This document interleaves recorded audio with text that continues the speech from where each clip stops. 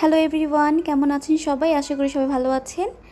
আর এখানে কিন্তু আমার বাচ্চারা আইসক্রিম খাবে বলে বায়না করছিল, তো দুইটারই কিন্তু অনেকটা ঠান্ডা লেগে রয়েছিল। তোর বাবা বলছিল যে না, তোমাকে দিব না। আর দেখেন কিভাবে কান্না করা শুরু করেছে। ঠান্ডা লেগে রইছে তো। জাইমা, তুমি খেও না, আমাকে দিয়ে দাও, তোমার তো ঠান্ডা লেগে গেছে। আমার আছে, তাও তোমারটা আমাকে দেওয়া যাবে না।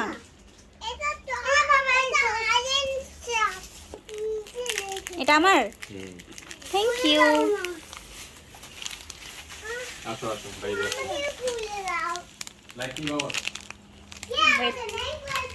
আমি নিয়ে নিয়েছি, দেখো আমারটা ছুলে ফেলেছি, দেখেছো? আমার ঘরের অবস্থা। রাইসা, তুমি কি করেছো এগুলি? যা, সব নষ্ট করে ফেলেছো। সব তোমরা দুজন উঠাবা। খাচ্ছ? ঠিক আছে, খাও। মজা? এটা কি ফ্লেভার বলো? রাইসা, এটা কি ফ্লেভার? অরেঞ্জ। গুড। এটা অরেঞ্জ ফ্লেভার, ঠিক আছে। আরেকটা আছে চকলেট ফ্লেভার, ওটাও মজা। আচ্ছা, এখন যেটা আছে ওটাই খাও। কাবে দিয়ে দাও, আমাকে দিয়ে দাও। দিয়ে দাও, দিয়ে দাও।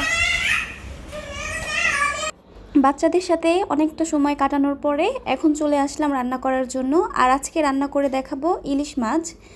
প্রথমে একটা ফ্রাই প্যান বসিয়ে নিলাম, তার ভিতরে পরিমাণ মতো তেল দিয়ে দিলাম। তেলটাকে একটু ভালো করে আমার গরম করে নিতে হবে। আর এখানে কিন্তু আমার তেলটাকে খুব ভালো করে গরম করে নেওয়া হয়ে গিয়েছে। আমি দিয়ে দিচ্ছি এখন ইলিশ মাছগুলি।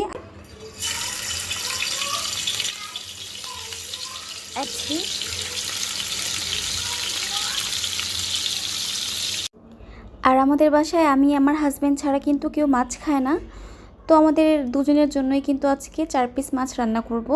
তো সবার প্রথমে আমি কিন্তু মাছগুলিকে ভেজে নিচ্ছি। আর মাছটাকে আমি রান্না করব দেখে কিন্তু হালকা করে ভাজবো।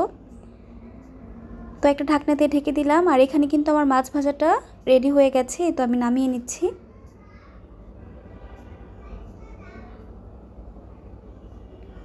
তারপর সেই তেলের ভিতরে আমি দিয়ে দিচ্ছি পরিমাণ মতো পেঁয়াজ, আর আগে থেকে কেটে রেখেছিলাম কাঁচা ঝাল, সেটাই দিয়ে দিলাম। আর আমি কিন্তু ঝালের পরিমাণটা একটু বেশি দিয়েছি, কারণ আমি একটু বেশি ঝাল খাই, তার জন্য। আপনারা আপনাদের মতো কিন্তু ঝালটা বাড়িয়ে কমিয়ে দিতে পারেন। আর এখানে কিন্তু আমার পেঁয়াজটা লাল লাল হয়েছে। আর কিছুক্ষণ একটু ভেজে তারপর আমি পরিমাণ মতো পানি দিয়ে দিব। তো আমি এখন পরিমাণ মতো পানি দিয়ে দিচ্ছি, একটু পানি দিয়ে দিব। তারপর একে একে দিয়ে দিচ্ছি হলুদের গুঁড়া, মরিচের গুঁড়া, আর স্বাদ মতো লবণ।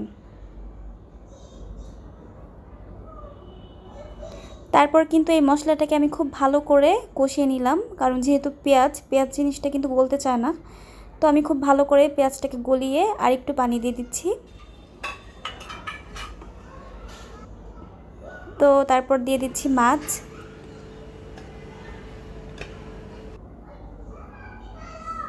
তারপর একটা ঢাকনার সাহায্যে আমি তো ঢেকে দিলাম।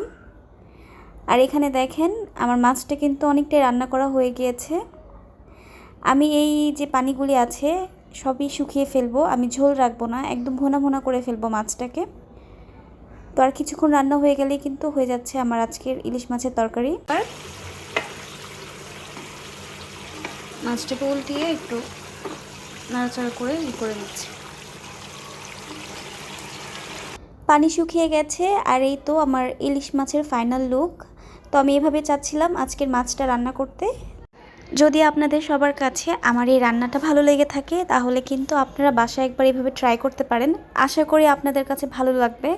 তো আজকের মতো কিন্তু আমি এখানেই শেষ করছি। পরে আরেকটা রেসিপি নিয়ে অবশ্যই আপনাদের কাছে আসবো। তো আল্লাহ হাফেজ।